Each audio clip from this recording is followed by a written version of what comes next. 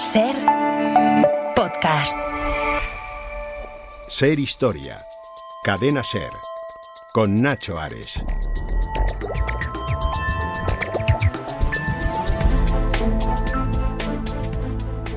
Bienvenidos a Ser Historia. Los que me conocen saben que algunos califican mis inicios en la investigación, en la divulgación, como un mundo turbio, un mundo sórdido. Yo vengo del mundo del misterio y realmente nunca he salido de él. Yo empecé publicando en revistas como Más Allá, la revista Enigmas, colaboré con Fernando Jiménez del Oso, a quien me unió una grandísima amistad y la mantengo ahora con su familia, que los considero pues casi mis hermanos postizos, Fernando Junior sobre todo. Y ese mundo del misterio a mí siempre me ha cautivado, ¿no? Recordad que yo estuve 8 años de reportero con Iker Jiménez, sigo colaborando en Cuarto Milenio con Iker Jiménez y cada vez que me llaman de un congreso, de unas jornadas, siempre voy porque el mundo del misterio, el mundo de lo desconocido me encanta. Eso sí, yo siempre lo he tratado, yo creo que desde un punto de vista bastante formal, con los pies en el suelo. Y eso es un poco lo que queremos hacer en este nuevo programa estival de Ser Historia, en donde vamos a tratar temas relacionados con el mundo del misterio y que, bueno, pues quizás por el perfil del programa a mí me gusta tratarlos desde un punto de vista antropológico. ¿Por qué nos generamos preguntas acerca de la presencia de luces en el cielo, la presencia de figuras, de personas que no deberían estar ahí porque han fallecido, el sonido? Bueno, pues todos estos elementos que tienen un reflejo muy claro en la historia de la humanidad, en la literatura, en la música, en el arte, en el teatro, en el cine, es algo ligado, como digo, al ser humano y marca un poco esa tendencia a intentar explicar cuáles son los anhelos de todos nosotros en algún momento de nuestra existencia, ¿no? Aquel que yo creo que no se ha sentido nunca atraído por el mundo del misterio, yo creo que es una de las personas más tristes que pueda haber, ¿no? Dedicamos hace unas temporadas un cronovisor de Jesús Callejo a las figuras de Douglas Home. Douglas Home es, para mí, yo creo que es un farsante del siglo XIX.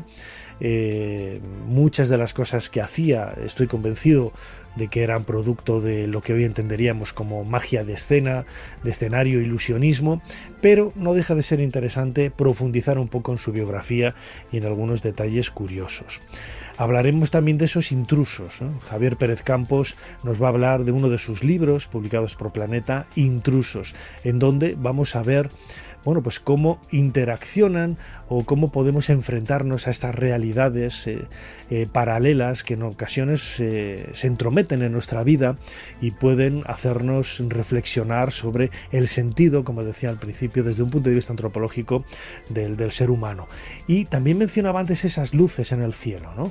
El tema de los ovnis es un tema apasionante y tiene una historia que quizás nos puede hacer pensar sobre cómo va evolucionando el fenómeno a lo largo de los siglos, ¿no? José Luis Corral ha publicado recientemente un libro, OVNIs en la Edad Media. Lo tendremos en el mes de septiembre para hablar de él. José Luis Corral, catedrático de Historia Medieval de la Universidad de Zaragoza. Yo creo que no puede haber dudas sobre el aspecto más científico y académico de este investigador, pero desde luego es un fenómeno interesante.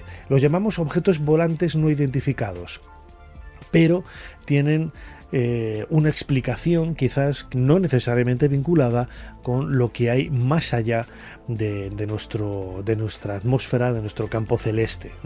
Javier Sierra nos va a hablar de Roswell, ese caso de la década de 1940 que casi pone inicio a lo que es más allá de esas apariciones de Flying Saucers en la misma, pues pocos años antes, como digo, pone inicio a la historia contemporánea de la ufología, del mundo de los ovnis. Estos van a ser algunos de los temas que vamos a tratar en este nuevo programa de Ser Historia. Como siempre, soy Nacho Ares y les doy de nuevo la bienvenida a Ser Historia. Comenzamos.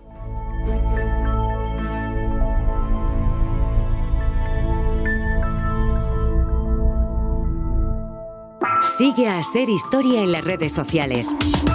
Nos tienes en Twitter, Facebook, YouTube, Instagram y TikTok. @serhistoria. Y también puedes suscribirte a nuestra newsletter mandándonos un correo a serhistoria@cadenaser.com. Jesús Callejo, una semana más, bienvenido de nuevo a Ser Historia. ¿Qué tal, Nacho? Pues una semana más y una semana importante porque el personaje nos va a hacer elevarnos a los cielos o a los altares, no sé. Fíjate, es un personaje, Douglas Home, al que vamos a dedicar el cronovisor, que a mí siempre me ha cautivado. Claro, tú tiendes a leer, ¿no?, los testimonios de la época y dices, ¿por qué te van a mentir?, ¿no? Pero este hombre llegó a hacer proezas, estamos a mediados del siglo XIX, llegó a hacer proezas increíbles que lo han convertido tanto en un referente para el ilusionismo como también para ese mundo también del esoterismo, ¿no?, de la mediumnidad, y tiene para los espíritas es un referente de un medium extraordinario y para los ilusionistas es un mago extraordinario, ¿no? Y un farsante también, porque, claro, para los escépticos, para los magos escépticos, pues consideran que todo lo que él hizo, pues tenía truco, ¿no? Bueno, pues ahí está. Eso es lo apasionante de la biografía de Daniel Douglas Home, porque siendo escocés, al final, bueno, pues él acaba su vida en París, en Francia, aunque recorre gran parte del mundo, pues haciendo sus exhibiciones y sus sesiones, ¿no?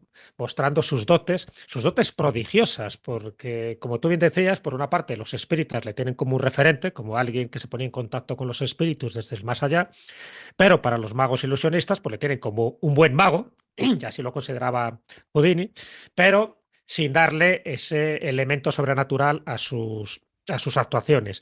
Actuaciones que, por otra parte, él nunca llegó a cobrar. Es cierto que, a pesar de que todo lo hacía gratis, sí que recibía sustanciosas donaciones y regalos.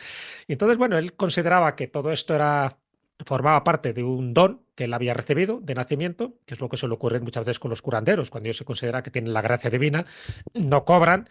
Pero sí es verdad que por otras vías, pues el hombre pues se hizo, bueno, no inmensamente rico, pero bueno, sí tuvo una vida bastante holgada.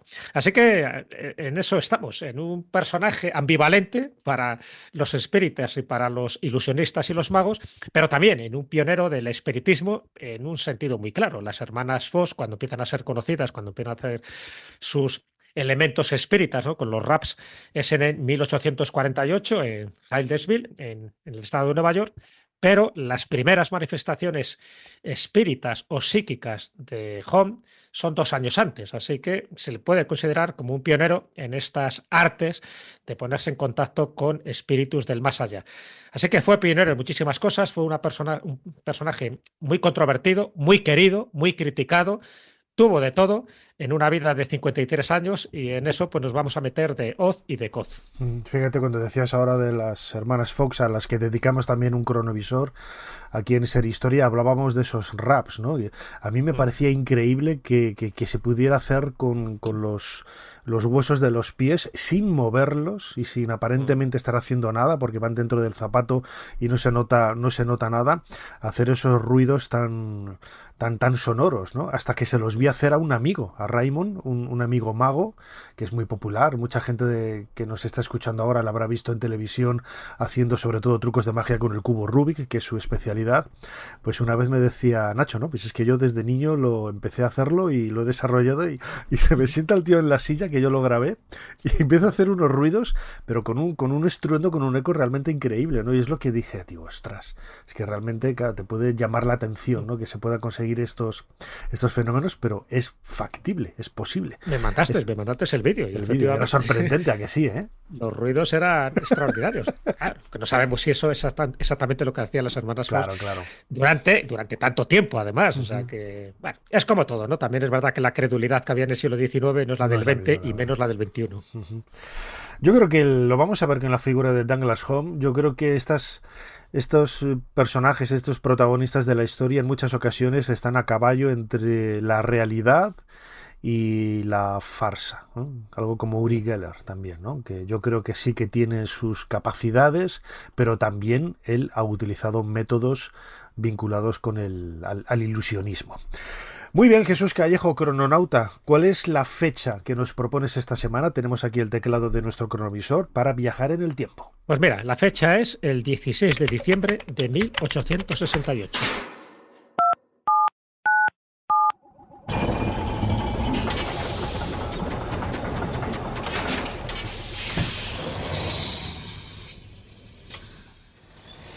Adelante, pasen. Jesús Callejo les está esperando junto al cronovisor.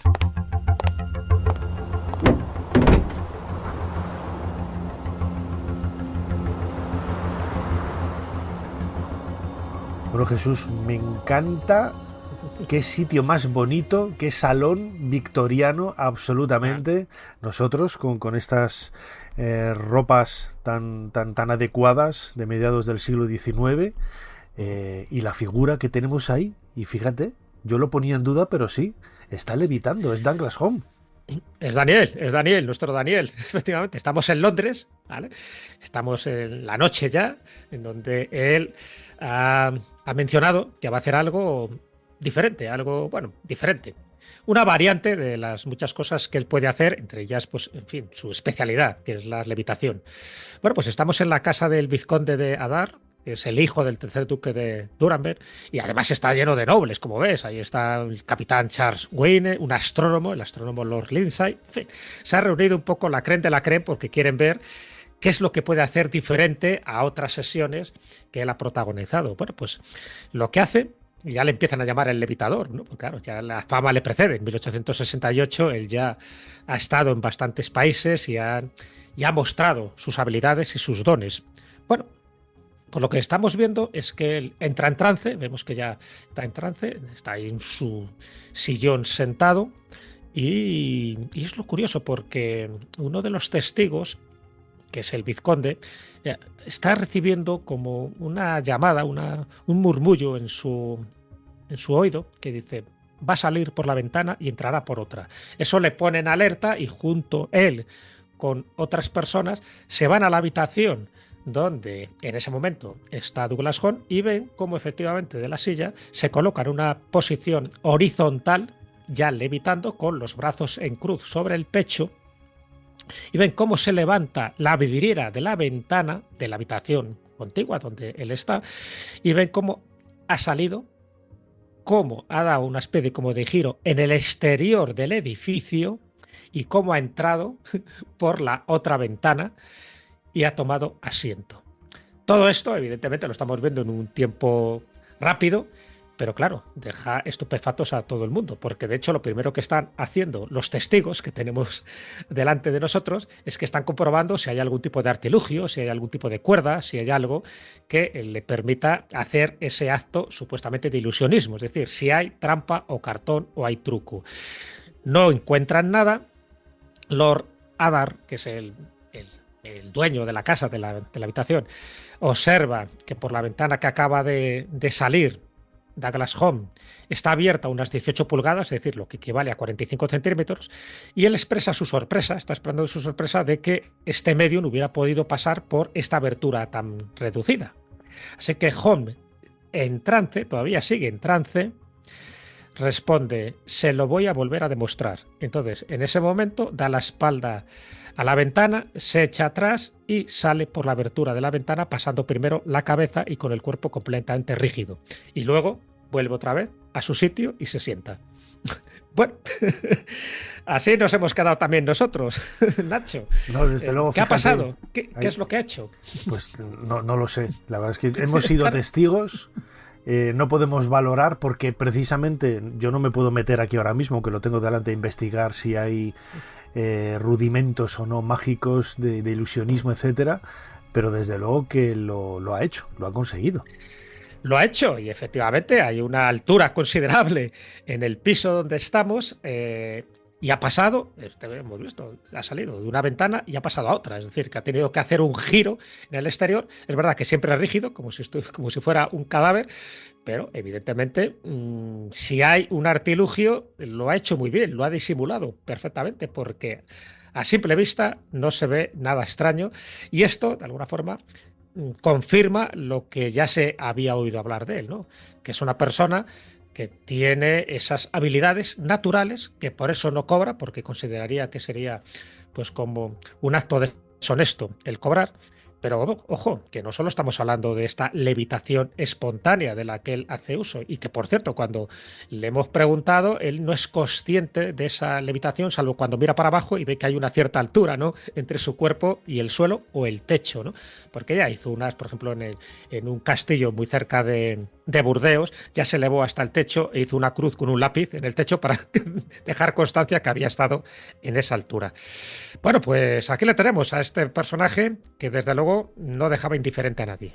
Fíjate, hay algunos testimonios de coetáneos o de personas que se acercaron a su figura, ¿no?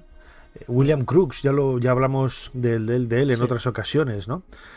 ¿Cómo se llamaba la Florence Cook? Florence Cook era la chica, ¿no?, que se le aparecía. Con Katy King, que era el fantasma que se manifestaba, que por cierto, William Crookes se enamoró de Katy King, que era esta especie de entidad del pasado que parece que tenía así un buen aspecto físico y tuvo ahí una especie como de romance espiritual un poco extraño, sí. Hay algunos que daban credibilidad, ¿no?, a este tipo de fenómenos, como William Crookes, por ejemplo. Hay otros que se mantenían que ni sí ni que no, un poco como nosotros, ¿no?, como Darwin, ¿no?, que tampoco le daban mayor interés. Otros como Faraday, que decían que era un montaje, ¿no?, y que no tenía ninguna credibilidad.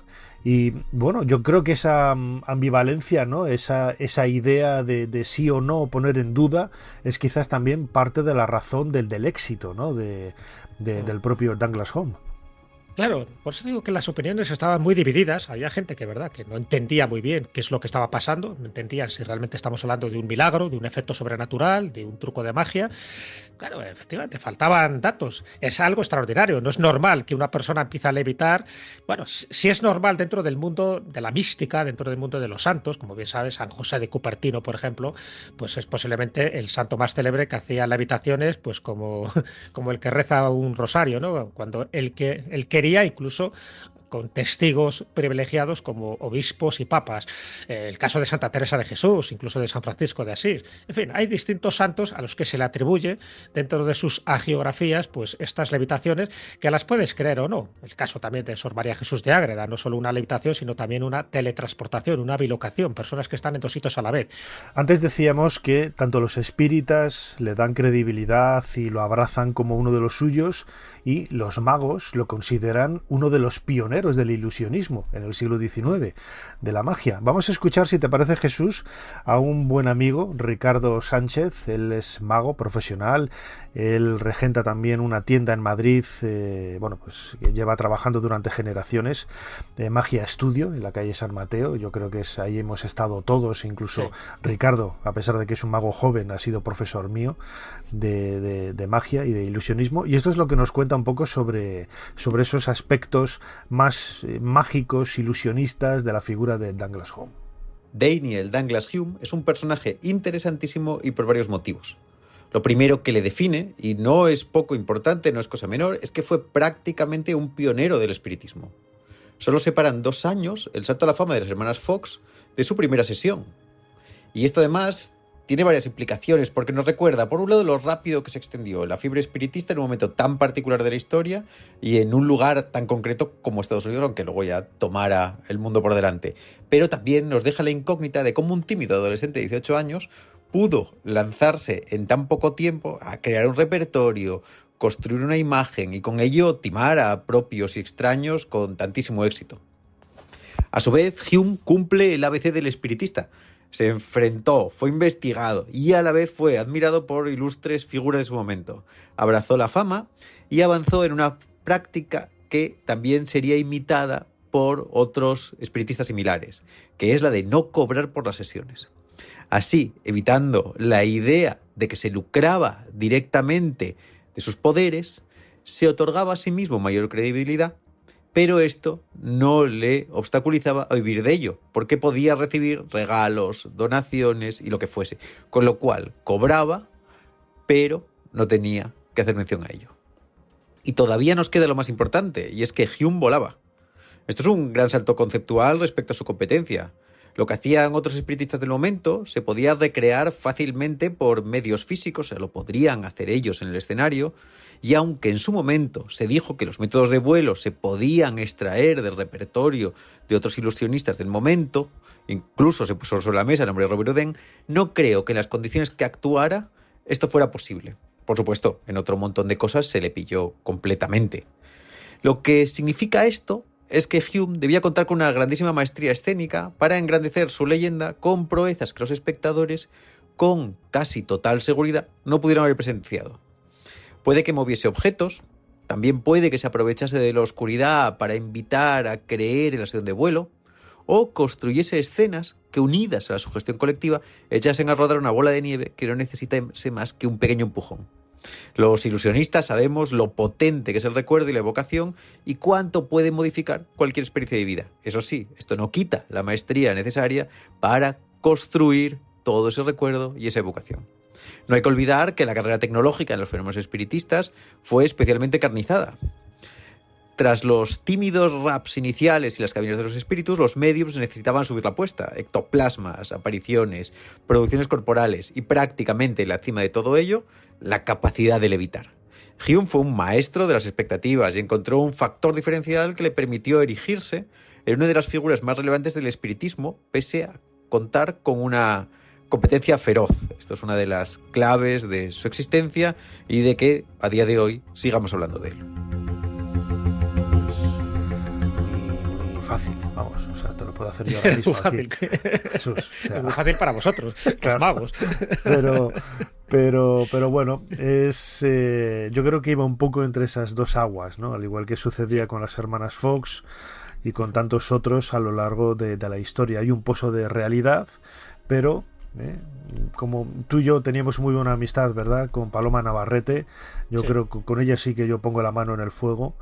Y esta mujer veía donde nadie veía, y te lo demostraba de una forma preclara, pero también ella decía que esto no es, yo no veo de 4 a 5, ¿sabes? O sea, Sí, esto sí, me sí, viene cuando me exactamente. viene, no es algo que yo pueda controlar, ¿sabes? Así que yo De creo hecho, que hay un Horn poco... estuvo durante más de un año sin tener este tipo de habilidades porque según él le habían abandonado los espíritus, o sea que él no tenía esta capacidad siempre que quisiera, era cuando parece que tenía como el canal abierto para que esto se produjera. Pero bueno, estoy de acuerdo contigo de que efectivamente es un personaje en fin, ambiguo en este sentido, pero es cierto que tiene muchísimos rasgos en su biografía para hacernos pensar y a veces sospechar que posiblemente algún poder sobrenatural sí que tenía. Muy bien, Jesús Callejo, crononauta, como siempre, muchísimas gracias una vez más por habernos ayudado a hacer un poquito más de historia. Pues nada, muchísimas gracias a ti. Me voy con esta botella de vino que acabas de materializar a otra parte para disfrutarlo con mi familia. Aquella fría noche de febrero de 1837, la luna salpicaba la meseta de Giza con algunos rayos de luz. La iluminación no era la mejor, pero sí lo suficientemente fuerte como para poder acercarse hasta el más grande de los monumentos allí erigidos, la Gran Pirámide. Ser Historia con Nacho Ares. Todo lo que quisiste saber de la historia, la madrugada del sábado al domingo en la cadena SER. Jesús, no hagas eso, cariño. ¿Quieres ver a tu madre en una caja de cigarros con una flor dentro? ¿Has sido tú? ¡Qué niños! Os pedí que no dejarais las sillas separadas de la mesa.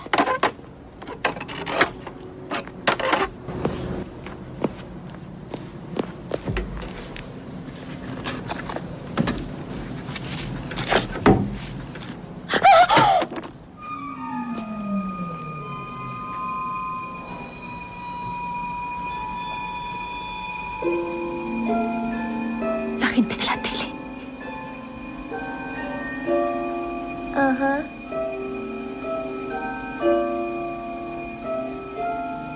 ¿Tú los ves?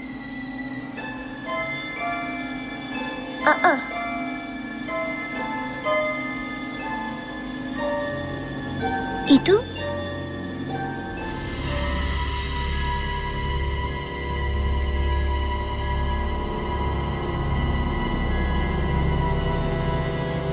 Se trata de uno de los clásicos, iba a decir del cine de terror, pero me atrevería a pensar que quizás con Poltergeist en la década de los 80 se abrió un nuevo género en donde lo intangible, esas experiencias que creamos o no, todos las hemos vivido o conocemos a alguien en nuestra familia que las ha protagonizado o ha sido marcado de alguna forma por ellas, como digo, a partir de los años 80 con esta película Poltergeist, quizás la visión que tenemos de esa otra realidad que tiene también su trasfondo histórico, como vamos a abordar en los próximos minutos aquí en Ser Historia, pues ha cautivado a millones de personas. Sobre la mesa de nuestra máquina del tiempo tenemos el último trabajo, Los Intrusos, publicado por la editorial Planeta, de nuestro buen amigo Javier Pérez Campos. Javier, bienvenido de nuevo a Ser Historia. Hola Nacho, encantadísimo de estar contigo, como siempre, es un placer. Ya estuviste con nosotros hablando de Los Otros, de Los Guardianes, y ahora sacas la tercera entrega de esta suerte de trilogía, Los Intrusos. ¿Quiénes son realmente los intrusos?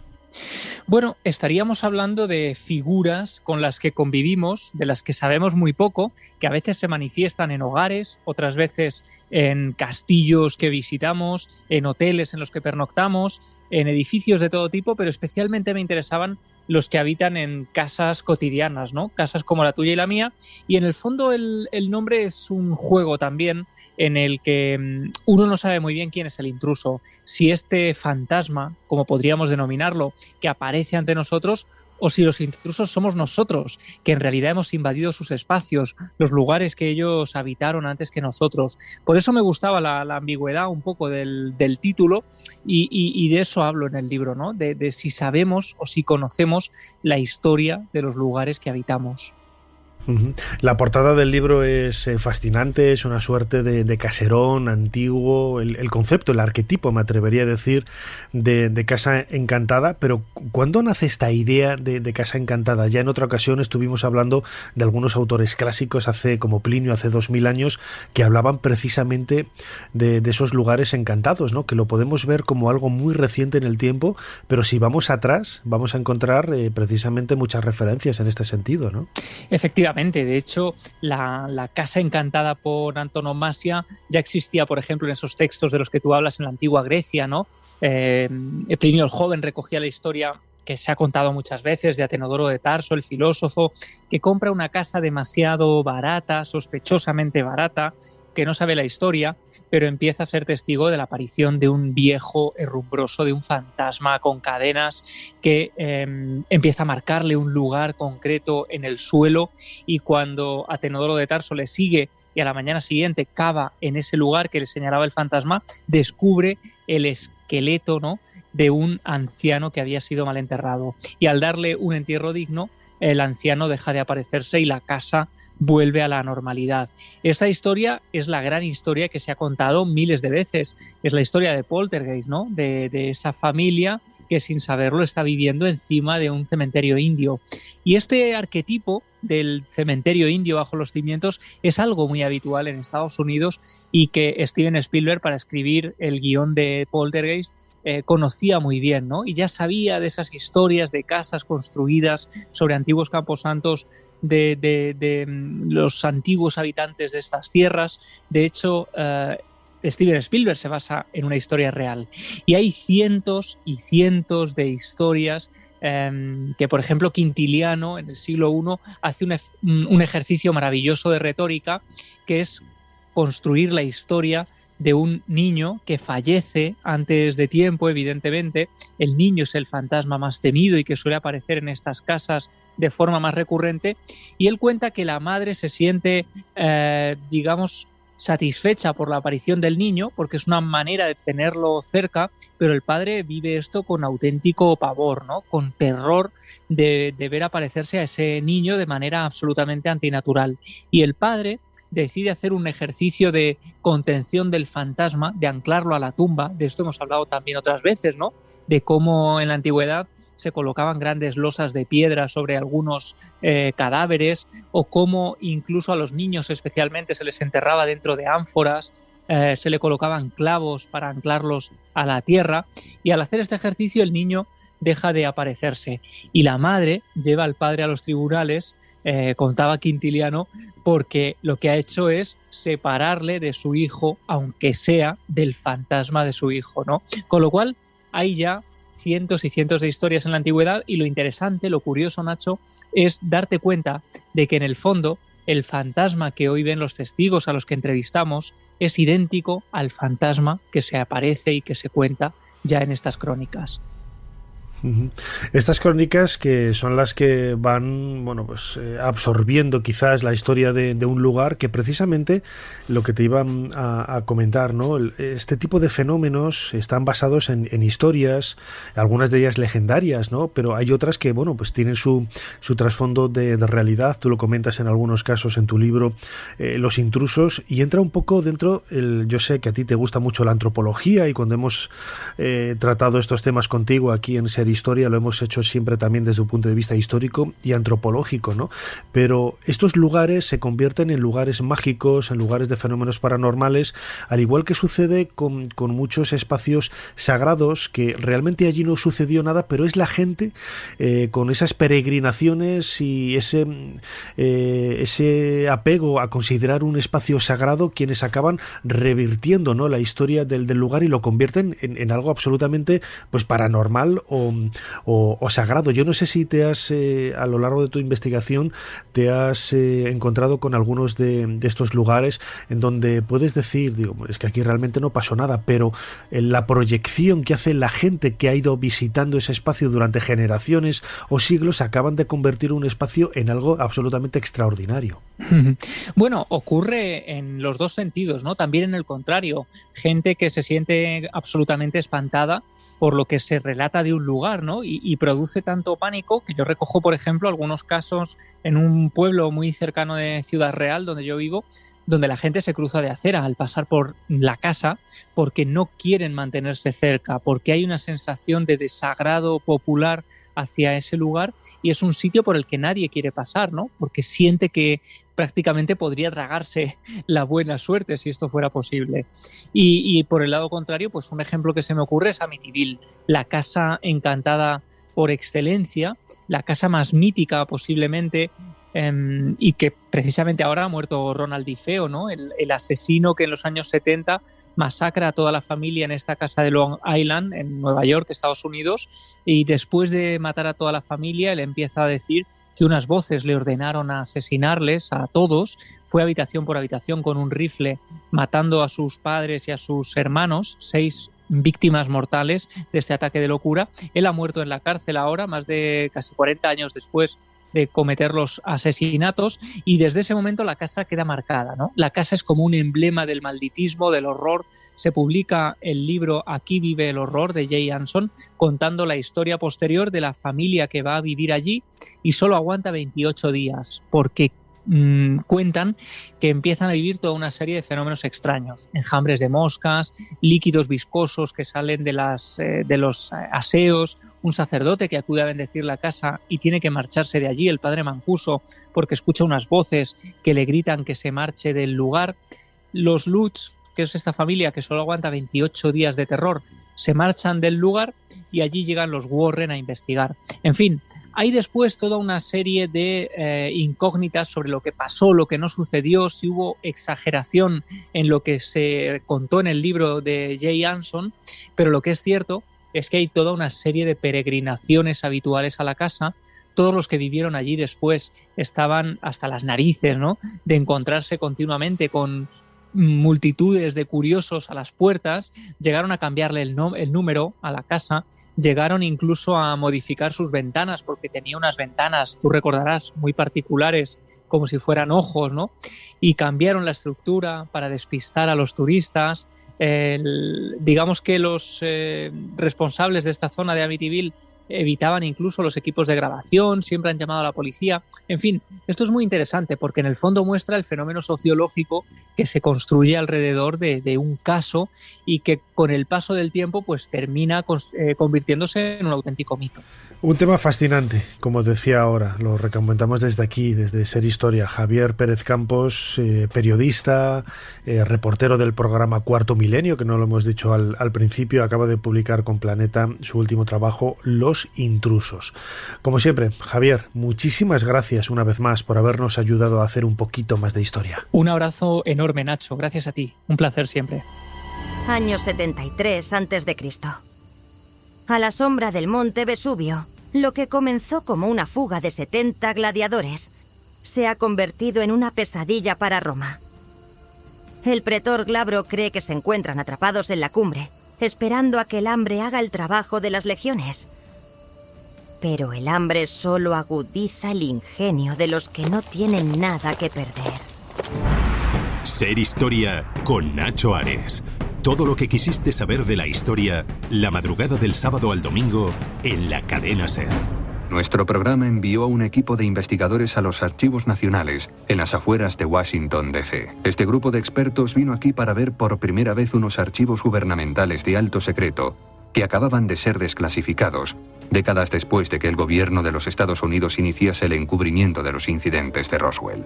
Hasta el día de hoy, el público no había tenido acceso a estas cajas que contienen 17 cuadernos con información de alto secreto, cientos de fotografías, transcripciones y grabaciones en cinta magnetofónica de decenas de testigos, así como 22 películas y vídeos. En el interior de estas cajas, nuestros expertos descubrieron nuevas pruebas de la polémica que había rodeado al caso Roswell.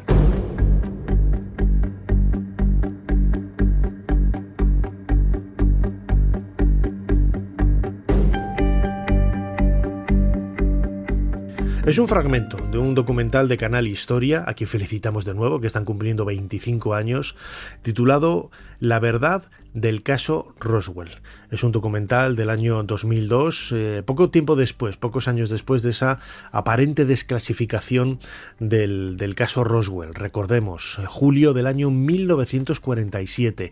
Algo sucede en Nuevo México, cerquita de Roswell. Se estrella un aparato, un extraño complejo, un extraño artefacto. Aquí sí que habría que hablar de artefacto porque era una máquina. Los granjeros descubren esparcidos por una extensión muy grande fragmentos de materiales extraños, para ellos totalmente singulares y que nunca habían visto. La Fuerza Aérea primero reconoce a los 2 días que ha sido un platillo volante, un término que acababa de nacer pocos días antes en el Monte Rainier, gracias al avistamiento de Kenneth Arnold en ese año 1947, donde empezó a bautizarse el fenómeno como el fenómeno de los ovnis, de los objetos volantes no identificados, esos platillos volantes. Al poco tiempo, el ejército recula y dice que lo que había dicho de un platillo volante en realidad era un globo sonda, ¿no? ¿Qué es lo que sucedió en Roswell? Más allá de que si fuera un platillo o no, la verdad es que la historia de la conspiración aquí hay que decir que tiene su trasfondo y sus puntos en los que anclarse, ¿no? Porque la desinformación, la contrainformación, el despiste al que jugaron las autoridades en un área absolutamente secreta, también es lógico, hay que pensarlo así, ¿no? El hecho de que pudieran salir a la luz el resultado de investigaciones que llevaban en absoluto secreto, ¿no? Durante años, después de la Segunda Guerra Mundial y los inicios de esa Guerra Fría, también hace pensar que es hasta cierto punto lógico que se cubriera la información de lo que allí había aparecido, ¿no? Pero no es tan extraño, o por lo menos, mejor dicho, sí que es extraño que casi 80 años después se siga cubriendo con un denso velo todo lo que sucedió allí.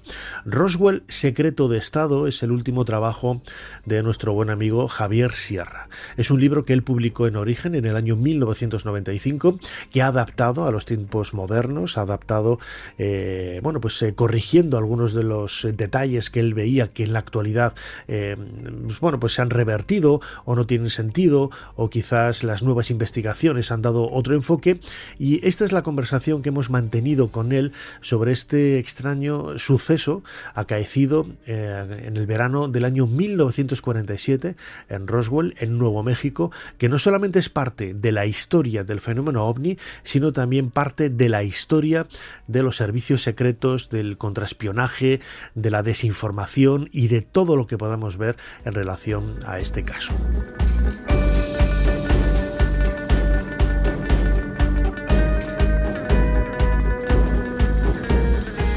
Javier Sierra, bienvenido de nuevo a Ser Historia. Bien hallado siempre en este programa.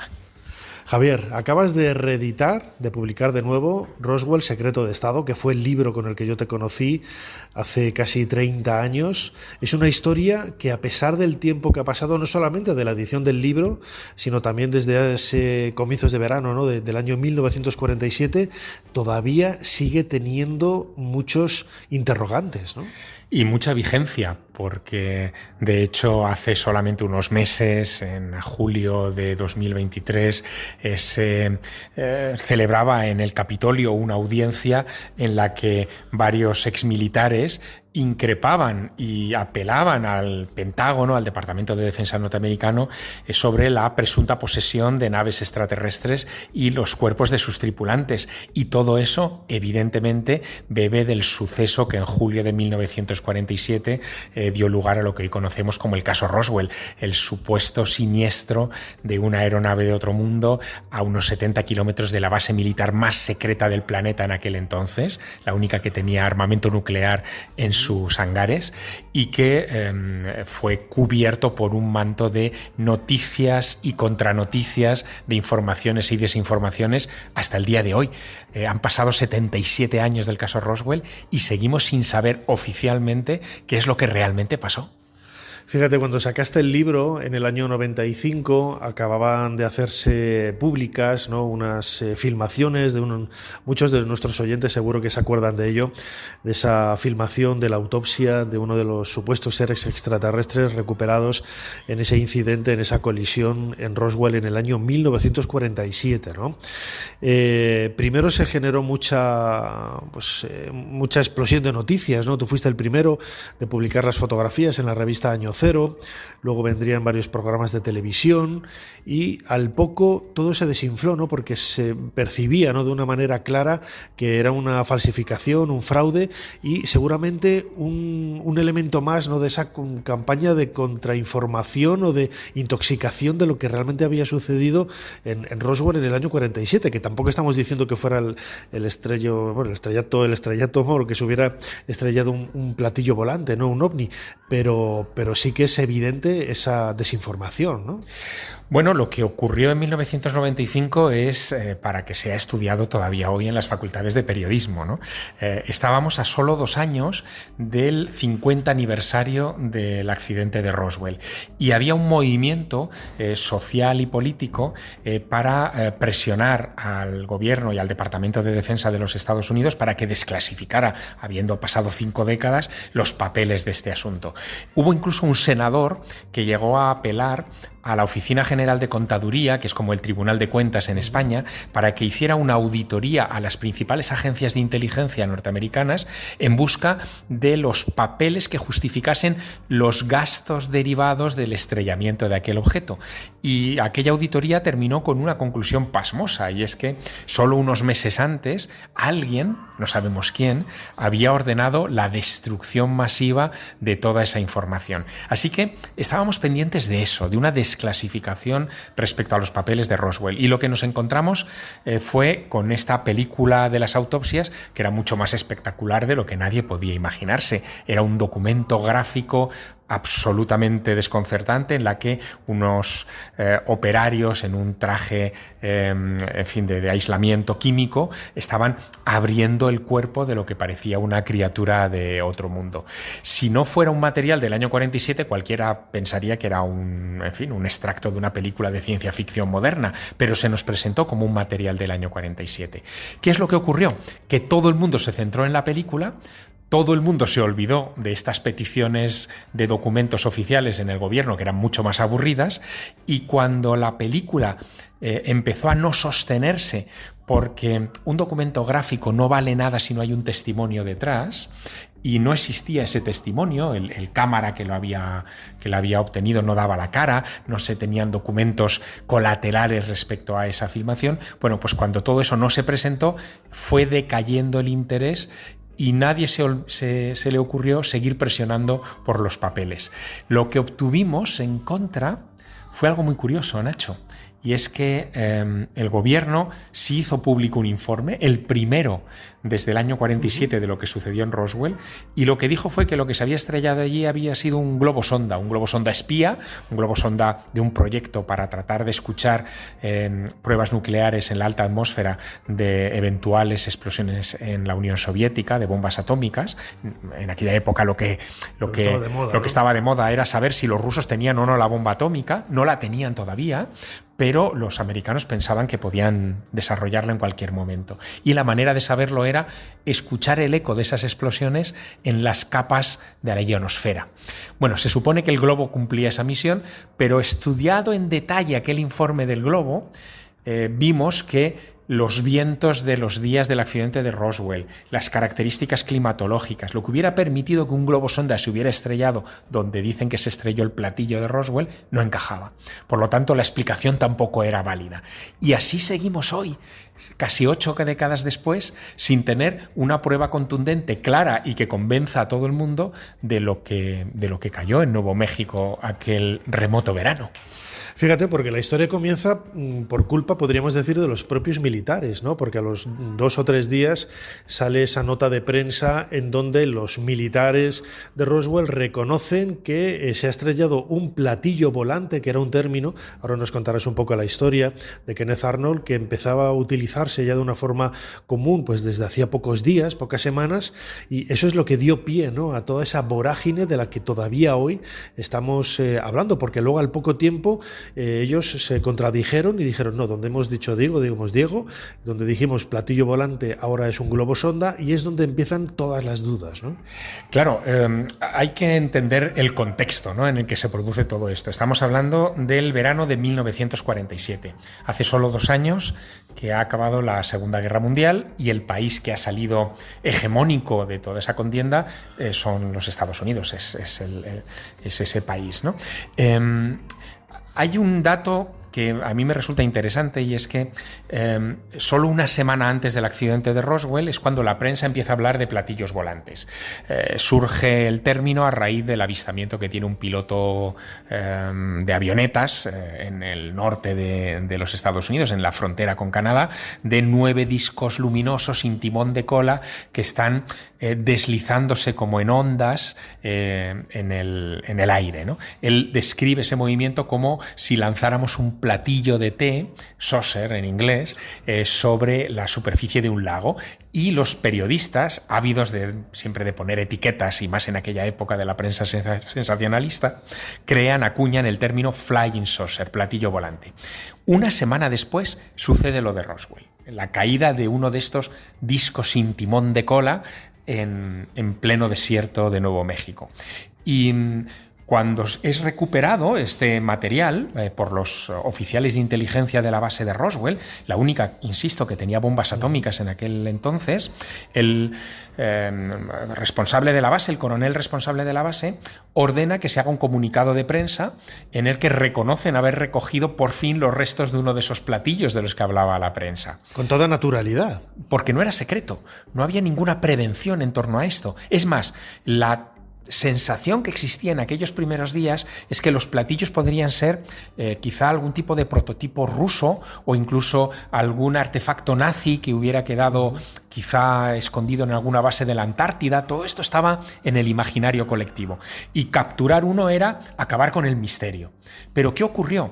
Lo que sucedió fue que los mismos oficiales de relaciones públicas y el mismo coronel de la base de Roswell, que habían reconocido que tenían los restos de un platillo y que lo habían recuperado, fueron llamados al orden desde Washington y obligados a decir que todo había sido una lamentable confusión solo 24 horas después. Así que tenemos un comunicado oficial, el primero, donde se reconoce la captura de un platillo volante, y otro, también oficial, 24 horas más tarde, diciendo que en realidad era un globo sonda, que todavía ha sido una lamentable confusión.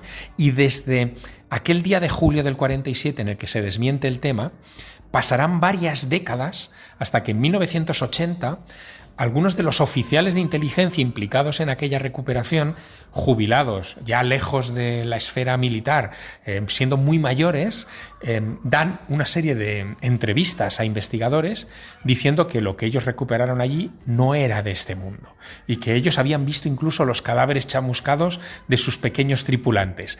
Y esas declaraciones de los años 80 lo volvieron a encender todo.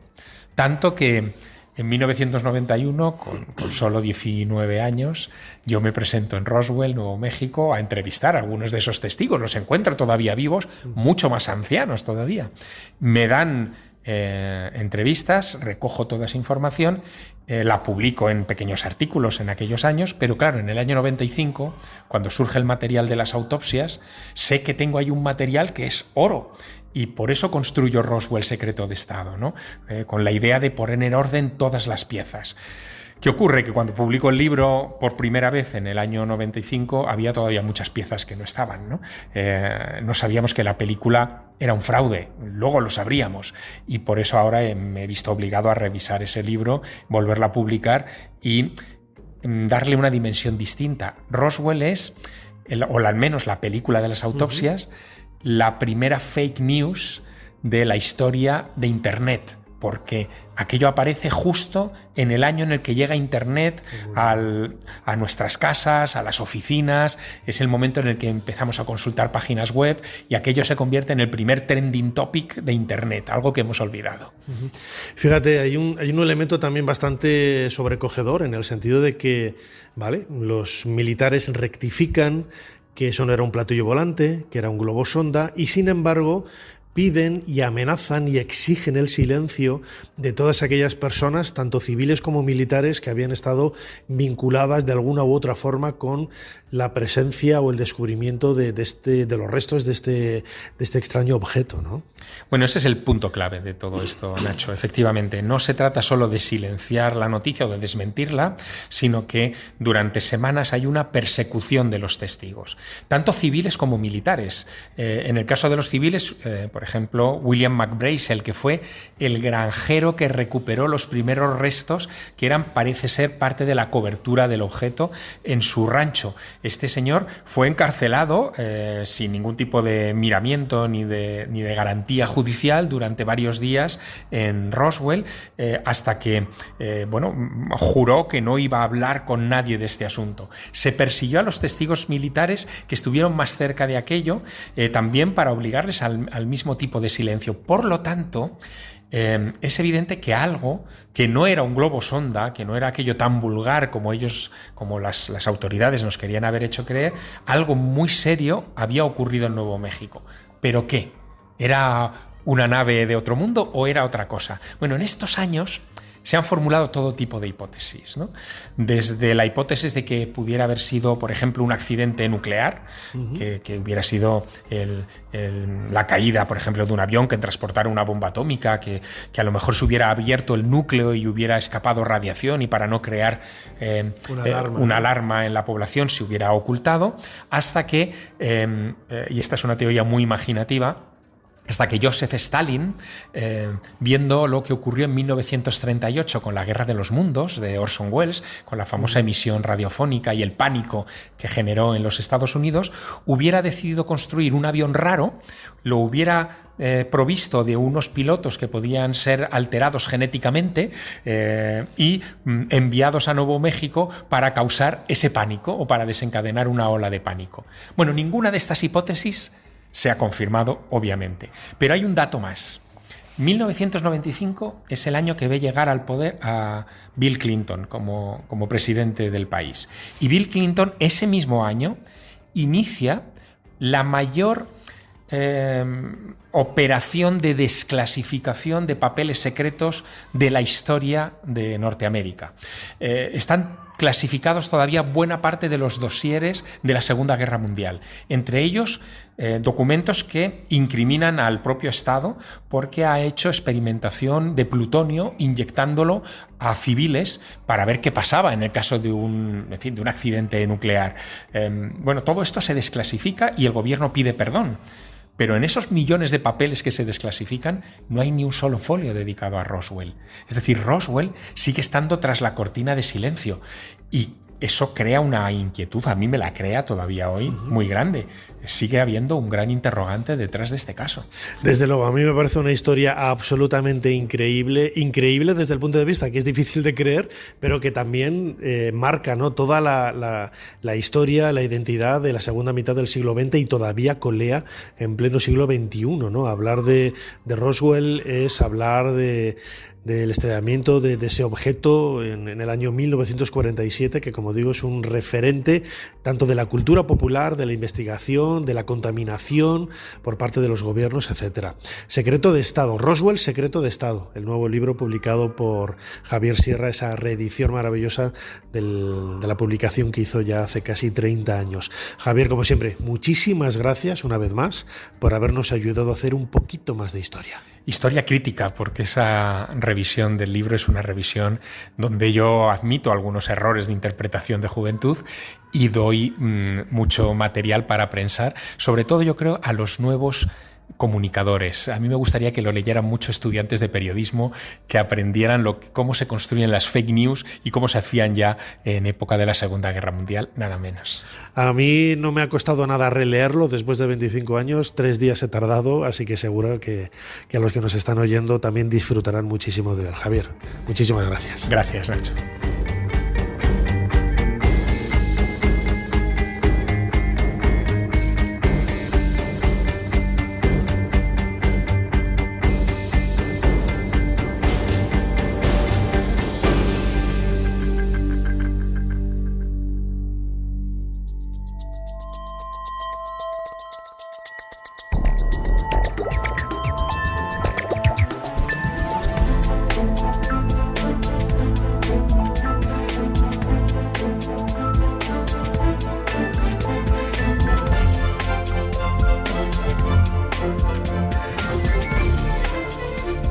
Estoy seguro que muchos de ustedes, muchos de vosotros van ahora a intentar profundizar en algunos de los temas que hemos tratado en este programa. A mí me parecen temas realmente apasionantes. E intentar descalificarlos diciendo que son supersticiones, que es brujería, que son tonterías, que no merece la pena, bueno, pues lo único que muestra es absoluta ignorancia de la naturaleza del ser humano. No sabemos lo que son, podemos intuir lo que son, pero desde luego son apasionantes para la investigación y sobre todo para la historia, que es el tema que aquí nos reúne.